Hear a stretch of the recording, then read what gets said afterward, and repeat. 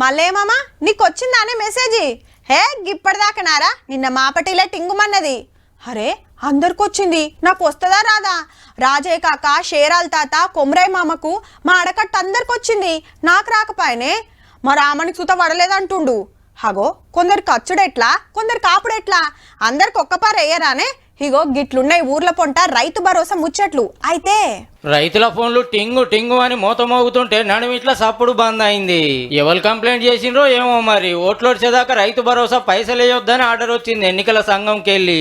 రాత్రి సంధియాల పగటిల దాకా వచ్చిన వాళ్ళకి వచ్చినట్టు, రానోళ్ళకి సోమవారం తరువాతనే. ఇప్పటికే ఆలస్యమైందంటే ఇట్లా కొంత ఆలస్యం. 9 తారీఖు లోపల అందరికి వేస్తామని సీఎం సార్ చెప్పి రూల్స్ తప్పిండానికి వచ్చింది ఈసీ.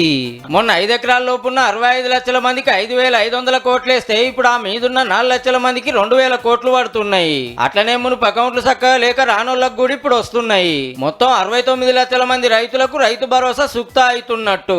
నాకు 6 ఎకరాలు ఉంది, 1000 రూపాయలు పడ్డాయి. ఎకరానికి 5,000 లెక్క. నాకు మా ఊర్లో 10 ఎకరాలు 12 కుంటలు ఉన్నది. 51,500 రూపాయలు నిన్న నా అకౌంట్ లో వేసినారు. అట్లనే చెడు పనులకు పంటలు నష్టమయ్యాయి కదా, వాళ్ళకి ఎకరానికి 10,000 లెక్కమటి 15 కోట్లు పంపింది సర్కారు. పాత గవర్నమెంట్ చేసిన అప్పులు కట్టుకుంటేనే పథకాలు ముంగడికి తీసుకుపోతున్నామని వీళ్ళు చెప్తుంటే కేసీఆర్ సార్ ఏమో అంత నా గొప్పతనమే అనబట్టే.